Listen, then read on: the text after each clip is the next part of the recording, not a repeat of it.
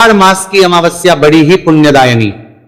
शास्त्र क्या कहते हैं, एक बार में एक श्लोक के माध्यम से इसकी महिमा पुराण कहते हैं कि अर्थात अमावस्या पर जो पितरों को तृप्त करता है वह धन्य है। जो मनुष्य अमावस्या के दिन पितरों को तृप्त करते हैं वो धन्य है और वो स्वर्ग में जाते हैं, उनको स्वर्ग की प्राप्ति होती है। प्रिय भक्तों, पितृ को पर जिसने तृप्त कर लिया वो सदा धन्य कहा गया है, वो भाग्यशाली है, उनका भाग्य परिवर्तित हो जाता है। स्वयं देवता भी कहते हैं कि यदि आप पितरों को तृप्त कर लिया लेंगे, अपने पितरों को मना लेंगे तो देवता स्वतः ही तृप्त हो जाएंगे, मान जाएंगे। अमावस्या आपके लिए पुण्यदायिनी तिथि है। इस तिथि पर स्नान की महिमा, दान की महिमा, पितृतर्पण की महिमा, व्रत की महिमा खूब है। पुराण बता है कि अन्य तिथियों पर, सामान्य तिथियों पर जो आप दान करते हैं सामान्य दिनों में, उसकी तुलना पर जो आप कर्म अमावस्या पर करते हैं वो कई गुना अधिक पुण्य प्रदान करता है। इससे आपके पितरों को तृप्ति प्राप्त होती है, अधिक संतुष्टि प्राप्त होती है। तो बात आती है कि इस दिन हमें करना क्या क्या है और कैसे करना है। प्रिय भक्तों, अमावस्या के दिन सबसे पहला कार्य है स्नान। स्नान आपको सूर्योदय से पहले करना चाहिए। इस दिन किया गया स्नान आपको खूब पुण्य प्रदान करने वाला होता है। ये जो स्नान आप करेंगे ना अमावस्या पर, ये सूर्योदय से पहले कीजिए। संभव है तो किसी पवित्र नदी में कीजिए, गंगा जी में कीजिए, यमुना जी में कीजिए, कावेरी में कीजिए, नर्मदा में कीजिए या संगम पर कीजिए।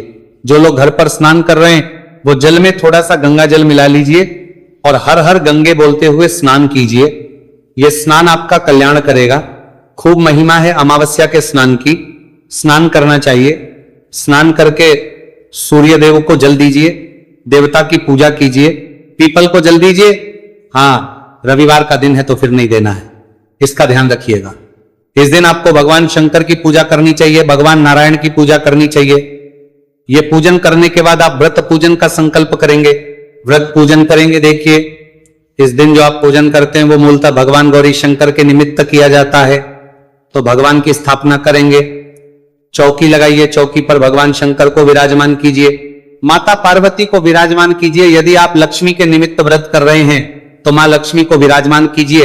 उनको विराजमान करके उनके सामने घी का दिया रखिए, धूप रखिए, एक लोटा लीजिए तांबे का, अच्छे से मांझ लीजिए। उसमें पहले थोड़ा गंगा जल भरिए, फिर शुद्ध जल भरिए। 1 चम्मच जल सीधे हाथ पे लीजिए, हाथ धो लीजिए। हाथ धोने के बाद धूप दीप को प्रज्वलित कीजिए। शुभम करोति कल्याणम, आरोग्यम धन संपदा, शत्रु बुद्धि विनाशाय, दीप ज्योतिर्नमो चस्तुते। धूप और दीप को प्रज्वलित कीजिए और अब आपका संकल्प करेंगे। संकल्प करने के लिए सीधे हाथ पर जल लीजिए, अक्षत लीजिए, पुष्प लीजिए। 3 बार बोलिए ओम श्री विष्णु, ओम श्री विष्णु, ओम श्री विष्णु। अपना नाम, अपना गोत्र, जिस स्थान पर बैठकर संकल्प कर रहे हैं वहां का मकान नंबर, क्षेत्र का नाम, शहर का नाम, आषाढ़ कृष्ण पक्षी, अमावस्या, भगवान गौरी शंकर प्रसन्नार्थ, मां लक्ष्मी प्रसन्नार्थ, अमावस्या, व्रत पूजन, श्री विष्णु और वह संकल्प के चरणों में अर्पित कर दीजिए। यह देवी लक्ष्मी के चरणों में अर्पित कर दीजिए। संकल्प करने के बाद पूजन कीजिए। सबसे पहले स्नान के लिए फूल के माध्यम से जल के छींटे दीजिए, स्नान कराइए। वस्त्र के रूप में मौली का एक टुकड़ा तोड़ के अर्पित कर दीजिए। वस्त्र अर्पित करने के बाद प्रेम से तिलक कीजिए, अक्षत लगाइए। पुष्प हैं तो पुष्पमाला अर्पित कीजिए। पुष्प अर्पित करने के बाद धूप दिखाइए, दीप दिखाइए। नैवेद्य के रूप में फल, मिठाई, मिश्री, बताशा जो आपके पास है, अगर आप इस दिन पूरे पकवान बनाए हैं तो वो अर्पित कीजिए और फिर 1 चम्मच जल अर्पित कर दीजिए या फूल से जल के छींटे दीजिए आज मणि के रूप में। जो दक्षिणा चढ़ाना चाहते हैं दक्षिणा चढ़ाइए। इस प्रकार पूजन करके फिर कथा श्रवण कीजिए। इस अमावस्या की जो कथा है वो हम अपने चैनल पर अपलोड करेंगे तो अवश्य आप उसका लाभ लीजिएगा। तो कथा सुनिए, आरती कीजिए। इस प्रकार से आपने पूजन करना।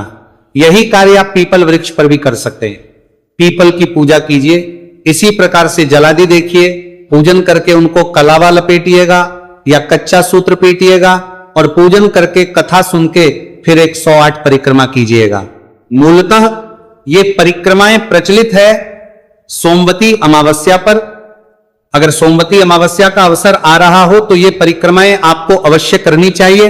पर ऐसा नहीं है, प्रत्येक अमावस्या पर भी 108 परिक्रमा करी जाती है। सोमवती इसलिए अधिक प्रचलित है क्योंकि उसका पुण्य बहुत अधिक है। सोमवती अमावस्या का पुण्य जो है सूर्य ग्रहण के समान कहा गया है। शास्त्रों में वर्णन आता है कि अमावस्या, जब सोमवारी अमावस्या होती है तो उसका जो पुण्य है वो सूर्य ग्रहण के समान हो जाता है और इस दिन किया गया सब अक्षय हो जाता है, तो इसीलिए इस दिन पर अधिक प्रचलित है। पर 108 परिक्रमा प्रत्येक अमावस्या पर की जा सकती है। पीपल की पूजा परम कल्याण इस प्रकार से करना है और सायंकाल को यह व्रत खोला जाता है। सुबह की पूजा करने के बाद फिर बात आती है दान की। हम तर्पण करवाएंगे क्योंकि बहुत बड़ा विषय जो है ना तर्पण का होता है, अमावस्या का। मैं आगे आ रहा हूं उस विषय पे, पहले दान की चर्चा करते हैं। अमावस्या पर किया गया दान आपको खूब फल देता है। इसीलिए तिथियों में अगर कहा जाए तो एकादशी, अमावस्या, पूर्णिमा और संक्रांति ये ऐसे अवसर है जिन पर आपको दान अवश्य करना चाहिए। अब करना क्या चाहिए?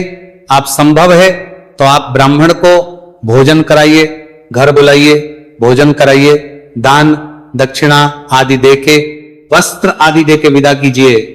ये ना कर पाए तो आप ब्राह्मण को आसपास मंदिर है तो वहां पे देके आइए, भोजन आदि लेके आइए और दक्षिणा आदि रखिए उसमें।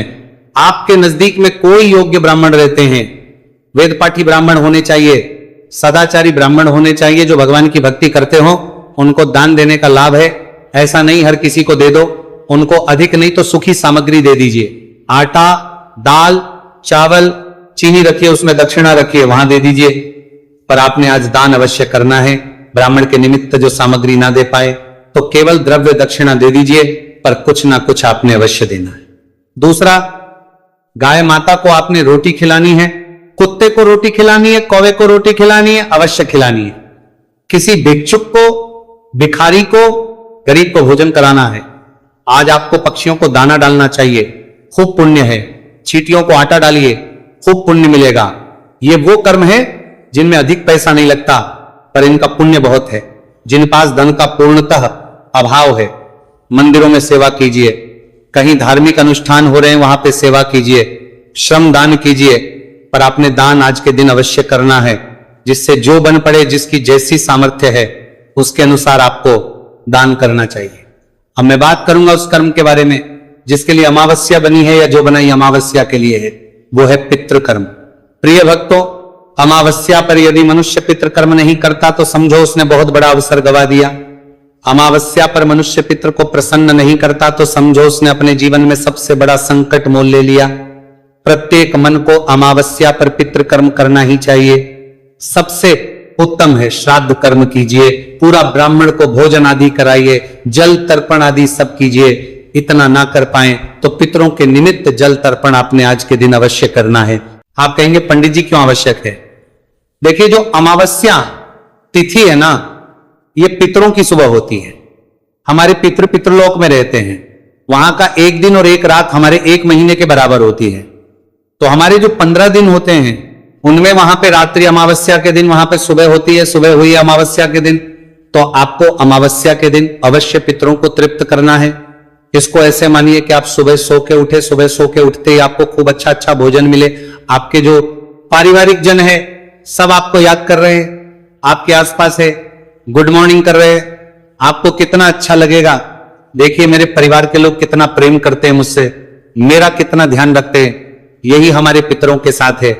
जब हमारे पितरों को हम अमावस्या पर सुबह सुबह इस प्रकार से तृप्त करते के निमित्त जल अर्पण करते हैं, उनके निमित्त ये जो ब्राह्मण को भोजन करा रहे हैं ये हमने अपने पितरों के निमित्त ही करना है, उन्हीं के निमित्त दिया जा रहा है। जो भी आप दान करते हैं अमावस्या को, ये पितरों के निमित्त ही होता है। तो इससे हमारे पितृ जो है प्रसन्न होते हैं। उनको लगता है कि देखिए हमारे पारिवारिक जन हमारे लिए कितना कुछ कर रहे हैं। वहां तृप्ति प्राप्त होती है उनको, और जब उनको तृप्ति प्राप्त होती है, पितृ प्रसन्न होते हैं, तो आपके जीवन के सब बड़े संकट दूर हो जाते हैं। देखिए, अगर पितृदोष हो, पितृ की नाराजगी हो, पितृ नाराज हो, अतिरिक्त हो, तो आप एक एक के लिए मोहताज हो जाएंगे। जितना मर्जी प्रयास कीजिए, व्यापार होगा ठप हो जाएगा, चलेगा नहीं, कोशिश करते रहिएगा। नौकरी होगी छूट जाएगी, मिलेगी तो फिर छूट जाएगी। आपके आर्थिक हालात पूरी तरह खराब हो जाएंगे, पारिवारिक क्लेश बढ़ जाएगा। गृह कलेश बढ़ जाएगा, पति पत्नी में बिना बात के लड़ाई झगड़े शुरू हो जाएंगे, यहां तक कि परिवार टूटने की नौबत आ जाती है। पितृदोष, पितरों की नाराजगी, कई बार अगर पितृदोष बढ़ जाए तो आपके परिवार में संतान उत्पत्ति तक रुक जाती है। इसीलिए आप पितरों को अवश्य तृप्त रखना चाहिए, प्रसन्न रखना चाहिए। और बड़ा सरल सा मार्ग है, अमावस्या के दिन थोड़ा सा समय निकाल लीजिए उनके लिए। इस कर्म को करेंगे तो जीवन में कभी संकट आएंगे ही नहीं, और जो संकट चल रहे हैं तो वो समाप्त हो जाएंगे। अब करें क्या? एक सरल उपाय बताता हूं। स्नान आदि से निवृत्त होकर स्वच्छ वस्त्र धारण करके एक लोटा लीजिए तांबे का, अच्छे से उसको मांझ लीजिए, फिर उसमें थोड़ा सा गंगा जल डालिए, फिर शुद्ध जल डालिए, थोड़े से काले तेल डालिए, एक पत्ता तुलसी का डालिए, कुशा है तो कुशा डालिए, ये सारी सामग्री, पुष्प हो तो वो भी डाल लीजिए, सारी सामग्री लोटे में डालिए, आसन लगाइए, दक्षिण दिशा की ओर मुख करके बैठ जाइए, लोटे को रखिए सामने और गीता के 7वें अध्याय का पाठ कीजिए। पढ़ सकते हैं स्वयं पढ़िए, अन्यथा हम आपके लिए अपलोड करेंगे अमावस्या पर। आपको वीडियो ना मिले तो YouTube पर लिखिएगा गीता का 7वां अध्याय बाई सनातन धर्म का संसार, आपको अध्याय मिल जाएगा। गीता के 7वें अध्याय को सुनिए, महात्म्य सहित आपको 7वां अध्याय प्राप्त होगा, पूर्ण फल प्राप्ति होगी। वो अध्याय सुनिए, सुनने के बाद संकल्प करते हुए उसका पुण्य अपने पितरों को अर्पित कीजिए कि हे नारायण, मैंने जो गीता का ये 7वां अध्याय श्रवण किया उसका संपूर्ण पुण्य में अपने सभी पितरों को अर्पित करता हूं। या कोई ऐसा पितृ जिसकी मृत्यु ऐसे हालात में हुई है कि मुक्ति की संभावना कम है, तो उसको अकेले को भी ये पुण्य अर्पित कर सकते हैं। उसके बाद जो जल लोटे में है उसे तर्पण कीजिए। एक बड़ा पात्र लीजिए, लेफ्ट हैंड में लोटे को पकड़िए, सीधे हाथ में जो पितृ तीर्थ होता है, अंगूठे और उंगली के बीच का क्षेत्र, वहां से जल तर्पण दूसरे पात्र में करते हुए छोड़िए। और मंत्र क्या रहेगा? ओम ह्रीं श्रीं क्लीं स्वधा देव्ये स्वाहा, ओम ह्रीं श्रीं क्लीं स्वधा देव्ये स्वाहा। इस प्रकार से जल तर्पण कीजिए। ये पूरी की पूरी विधि मेरे गीता के 7वें अध्याय के वीडियो में आपको प्राप्त हो जाएगी। जब अध्याय सुनेंगे ना तो उसमें विधि सहित मैं आपको संकल्प भी करवाऊंगा और जल तर्पण भी करवाऊंगा। तर्पण करके ये जो जल है ना, ये पीपल में अर्पित कर दीजिएगा। अगर रविवार का दिन हो तो बरगद में या किसी अन्य पौधे में अर्पित कीजिएगा। इतना कर्म यदि कर लेंगे तो शास्त्र कहते हैं कि आपके पितरों को अगर वो कहीं घोर नरक में भी होना तो इससे तृप्ति प्राप्त होती है। इतना तो आप सकते हैं, वो भी तृप्ति प्राप्त होती है। बहुत अधिक समय लगता नहीं है इस सब में। ये कर्म प्रत्येक मनुष्य को करना चाहिए। यहां बहुत से प्रश्न उठेंगे, महिलाएं कर सकती हैं क्या? हाँ जी, महिलाएं कर सकती हैं। ये पिंडदान का कार्य नहीं है जिसको नहीं कर सकती। तर्पण प्रत्येक जीव कर सकता है। लोग कहेंगे कि हमारे माता पिता जीवित हैं फिर भी कर सकते हैं। हाँ, जीवित हैं फिर भी कर सकते हैं। आपके पूर्वज भी तो थे, आपके दादा दादी, उनके माता पिता, परदादा परदादी, अनेकों पितृलोक के जो देवता हैं वो सब भी तो हैं कि नहीं, पितृदेव भी तो हैं कि नहीं। तो आपको ये जल तर्पण प्रत्येक व्यक्ति को करना चाहिए, क्योंकि ये अपने अपने भाग्य को जगाने का उत्तम शोध है। इसको करने का समय क्या है? देखिए, सबसे उत्तम समय भारतवर्ष के अनुसार बताऊं तो 11:40 से और 12:20 के बीच में कुतुबकाल होता है। इस समय में करें बहुत उत्तम है। अन्यथा इसे सूर्योदय से और सूर्यास्त के बीच में कभी भी किया जा सकता है। सुबह सूर्योदय होने के बाद करना है और सूर्यास्त से पहले पहले कर लेना है। करना अवश्य है। एक चीज का ध्यान रखें कि पितृ तर्पण सदा खाली पेट अर्थात व्रत में होगा, अर्थात उससे पहले आपने कुछ खाना पीना नहीं है। तर्पण करने से पहले कुछ भी खाना पीना नहीं है। पितृ पूजन के बाद ही कुछ खाना पीना है आपको। इससे कर्म को कर लेंगे, जीवन संवर जाएगा। ये अमावस्या बहुत कुछ दे के जाएगी।